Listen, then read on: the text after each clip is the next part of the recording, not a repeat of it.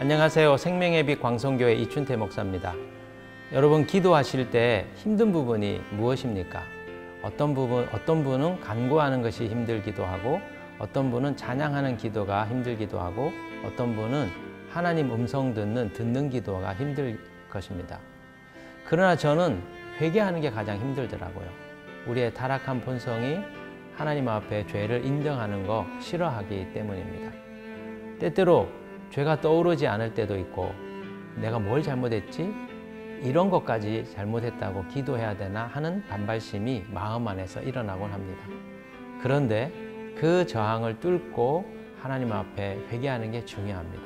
그래야 하나님과 우리 사이에 막힌 담이 허물어지고 은혜의 보좌 가운데 나아갈 수 있기 때문이죠. 오늘 하루 여러분의 기도 가운데 있는 영적인 장애물을 잘 극복하시고 하나님과 깊은 사귐의 자리에 들어가시는 은혜가 있기를 원합니다. 내가 깊은 곳에서 시편 130편 3절 4절. 여호와여, 주께서 죄악을 지켜보실진대 주여 누가 서리이까? 그러나 사유하심이 주께 있음은 주를 경외하게 하심이니이다.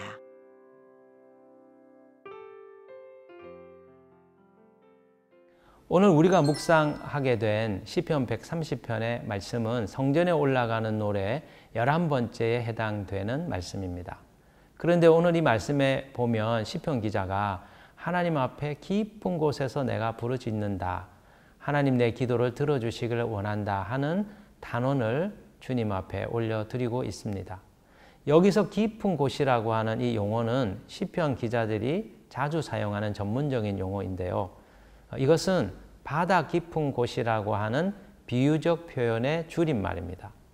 이 깊은 곳이라고 하는 말은 이 사람이 지금 고통의 상황 가운데 있다는 것을 우리에게 말해줍니다. 그는 지금 깊은 절망의 상황, 그리고 인생의 여러 가지 환난과 어려움 속에서 바다 가운데 떨어져 있는, 그래서 바다 속에 삼켜져 있는 것과 같은 그런 내면의 상태라고 고백을 하고 있는 것이지요. 그런데 이 사람의 이 같은 상황은 죄와 관련이 있습니다. 본문 3절을 보시면 이 시편 기자가 이렇게 말씀을 하는데요. 한번 읽어보시겠습니다. 여호와여, 주께서 죄악을 지켜보실진대 주여 누가 서리이까? 지금 이 사람은 죄로 인하여 깊은 절망의 바다 가운데 떨어져 있는 것이지요. 여러분, 죄가 무엇입니까? 죄는 하나님과의 관계에서 그 정상 궤도에서 빗나가 있는 상태를 말합니다. 다른 말로 하자면, 성경적인 표현으로 하자면 하나님의 뜻에 불순종하고 있는 상태를 말하지요. 그런데 이 죄는 아주 심각한 결과를 우리들의 삶에 가져옵니다. 죄는 하나님과 우리 사이를 가로막음으로써 하나님이 주시고자 하는 은총의 축복이 가로막히게 되는 현상이 벌어지게 되는 것이죠. 이것을 성경이 표현하기를 저주를 받은 상태라 이렇게 말합니다.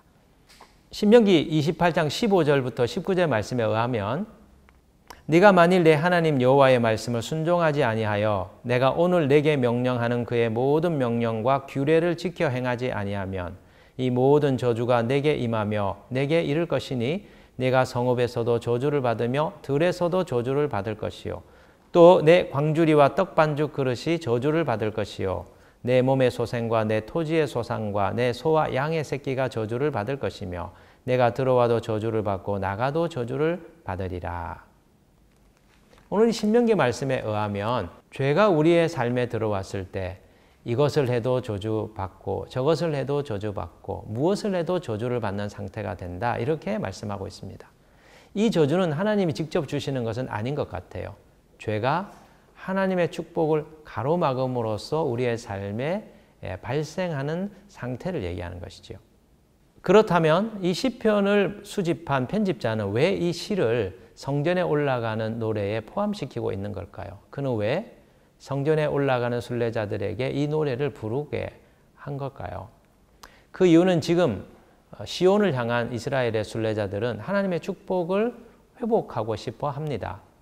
그런데 그들이 회복하기 원하는 그 축복을 받으려면 가장 중요한 것이 무엇일까요? 죄를 제거하는 것이죠. 그래서 성전에 올라가는 순례자들이 하나님 앞에 마음 깊은 곳에서 외치고 부르짖으며 자신들의 죄의 문제를 처리해 달라고 기도하라는 것입니다. 또한 개개인의 죄뿐만 아니라 자기 민족의 죄를 하나님 앞에 고백하고 용서받음으로써 이스라엘 민족 가운데 하나님의 언약의 축복이 회복되기를 간구하라는 것이죠. 오늘 우리는 이 말씀을 대하면서 죄에 대한 생각을 다시 한 번 더 할 필요가 있습니다. 오늘 우리가 살고 있는 시대는 죄를 가볍게 여기는 시대입니다. 죄를 가볍게 여길 뿐만 아니라 아예 죄의 기준 자체를 허물어 버리려고 하는 하나님이 정해놓으신 진리의 기준을 부정하는 시대로 가고 있습니다. 우리 사회를 한번 보십시오.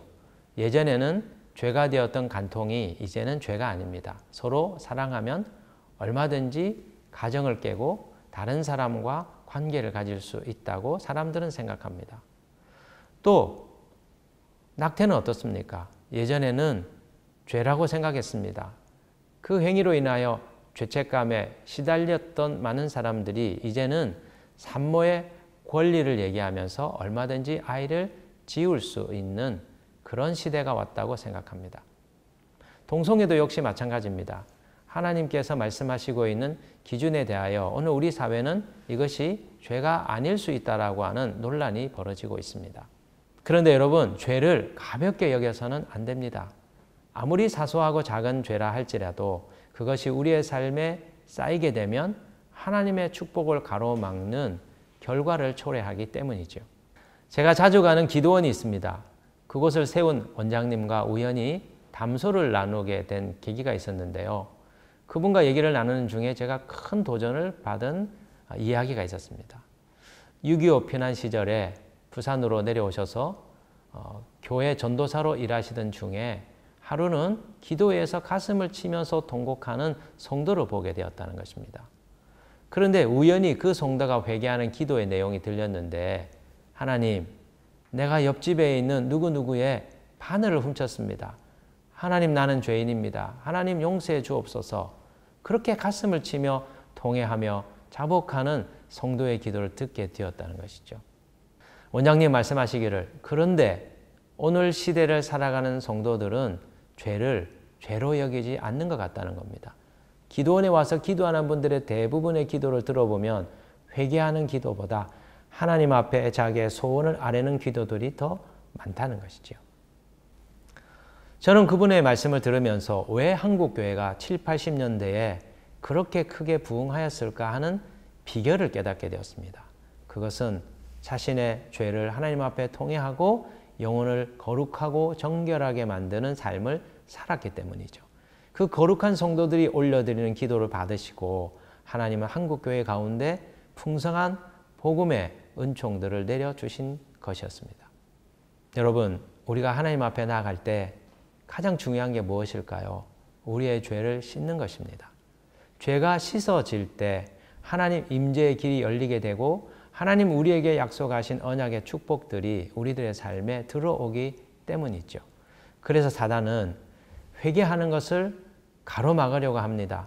죄가 아니라고 우리에게 속삭이며 하나님의 기준대로 살지 말라고 우리를 유혹합니다. 예수님께서 주기도를 가르치실 때 무엇라고 말씀하셨습니까?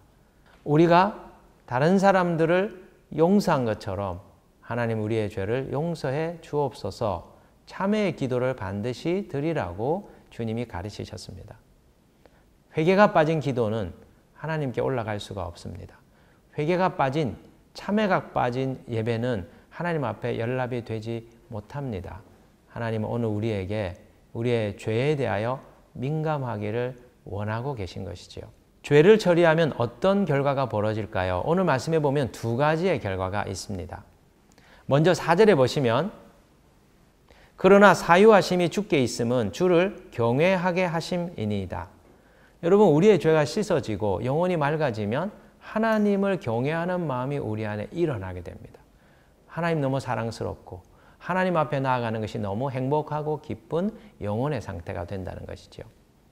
두 번째 5절에 보시면 하나님 말씀이 들려지는 놀라운 변화가 우리 안에 일어나게 됩니다.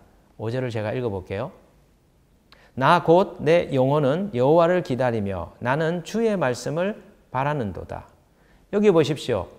주님을 기다릴 때 주의 말씀을 바라봅니다. 말씀에 대한 사모함이 그에게 일어났습니다. 죄를 주님 앞에 자복하고 하나님을 향하여 부르짖을 때 우리 영혼이 씻어지고 정결하게 됩니다. 그 결과 하나님 말씀에 대한 사모함이 일어나고 그 말씀을 들을 때 은혜가 우리의 영혼 속에 침투하게 되는 것이지요.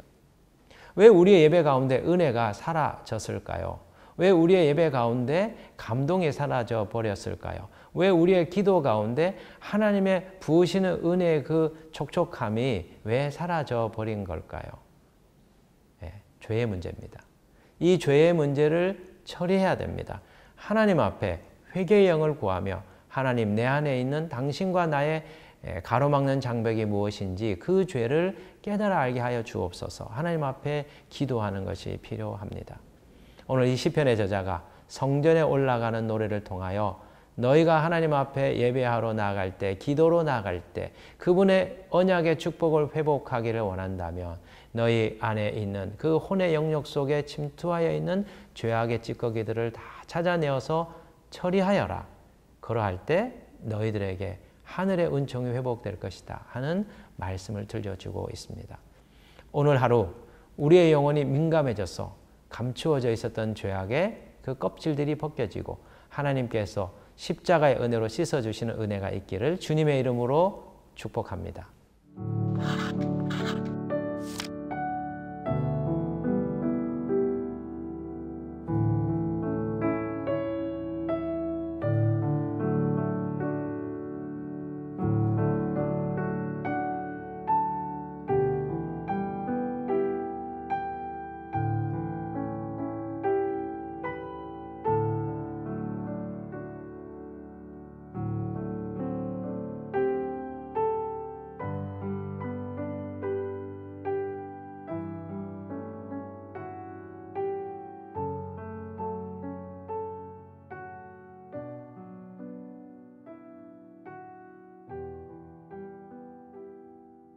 오늘 말씀을 가지고 함께 기도하겠습니다.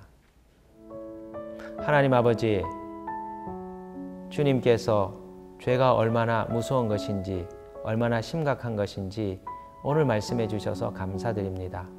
시편의 저자가 깊은 곳에서 여호와께 부르짖은 것은 죄가 하나님과 가로막아 그의 삶에 저주와 고통과 환난이 밀려왔기 때문이었습니다.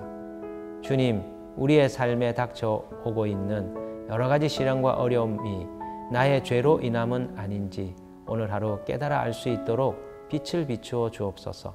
회개의 영을 부어주셔서 바늘기 하나라도 훔친 것 하나님 앞에 가슴치며 통회함으로 우리 가운데 부어주시는 주님의 축복이 회복되는 놀라운 하루가 되게 하여 주옵소서. 한국교회 가운데 회개의 은총이 있게 하여 주시고 다시 부흥케 되는 놀라운 역사가 일어나게 하여 주옵소서. 예수 그리스도의 이름으로 기도드립니다. 아멘.